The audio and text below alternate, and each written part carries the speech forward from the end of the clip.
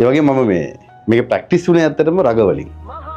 මම කොහොත් ගියලා කාටත් තියලා නෙවෙයි මම ක්‍රීඩාවෙන් ලැබු පන්නරයක්. මොකද මම ස්කෝර් රග සෙල්ලම් කරන කාලේ සර් රොයල් තොමියන් රග මැච් එකේ මම අවුරුදු 16 දී ෆස්ට් 15 ගියා. මම පොඩි එක්කෙනා මම තමයි ටීම් එකේ යංගස්ට් නේ හිටියේ. රොයල් ග්‍රවුන්ඩ් එකේ හෝම් මැච් එකක් ගහනකොට අපිට අප්පුඩියක් ගහන්නේ නැහැ. රොයල් එකේ විතරයි ඉන්නේ. ඉතින් ඇත්තටම මම හිතන් ඉන්නේ මේ ඉන්න ඔක්කොම මට තමයි අප්පුඩි ගහන්නේ කියලා. ඉතින් මම මගේ වැඩේ කරගෙන යනවා. ඒ වගේ තමයි ක්ලබ් සෙල්ලම් කරනකොට බණේවි එකට සෙල්ලම් කරේ කැන්ඩි මැච් එකේ. බෝගම්බර නිත්තවල ග්‍රවුන්ඩ් එකේ. නිත්තවල ග්‍රවුන්ඩ් එකේ සාමාන්‍යයෙන් කැන්ඩි ට්‍රයි එකක් තිබ්බොත් 10000ක් විතර හැකියි.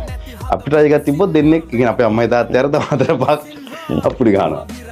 ඉතින් මම පුරුදු වෙච්ච දේ තමයි කැන්ඩි හෝම් මැච් එක නම් මම ඇත්තටම හිතන් ඉන්නවා මේ ඔඩියන්ස් එක මගේ කියලා. මම මගේ ගේම් එක මම සෙල්ලම් කරනවා. ඉතින් ඒ හින්දාම මගේ පර්ෆෝමන්ස් අවේ මැචස් වල හොඳයි. හෝම් මැච් එකට වඩා. කියන අන්ඩර් ප්‍රෙෂර් මම සෙල්ලම් කරනවා.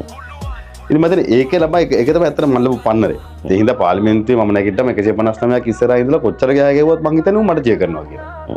ඉතින් කොච්චර ගෑ ගැවුවත් වැඩක් නැහැ. කොච්චර hina වුණත් කොච්චර හූ තිබ්බත් මං හිතන්නේ මට චියර් එකක් දෙන්න තමයි මේ එන්නේ කියලා මම මගේ වැඩේ කරගෙන යනවා. මොකද ඒක මම ගත්තේ ඇත්තටම මේ ක්‍රීඩාවේ. මේ ක්‍රීඩාවේදී ප්‍රෙෂර් එකේ perform කරන්න. decision making process එක කියන්නේ හෝම් වේ මැච් එක 10000ක් අනිත් පැත්තට තිය කරනකොට 15000ක් නුවර වගේ තැනක අපිට දෙන්නේ තුන් දෙනා ඉන්නේ. සහ කැන්ඩි ටීම් එක කියන්නේ සාමාන්‍යයෙන් ලංකාවේ හැම අවුරුද්දම টপ 50 එකේ ඉන්න සයිඩ් එකක්.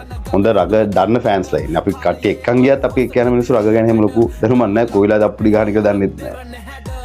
ඉතින් ඒ අන්ඩර් ප්‍රෙෂර් perform කරන පුරුදු වෙච්ච එක මම හිතනවා මගේ ජීවිතේට සහ දේශපාලන ජීවිතේට අප ලොකුම ජයග්‍රහණයක් සහ ලොකුම පන්නරයක්.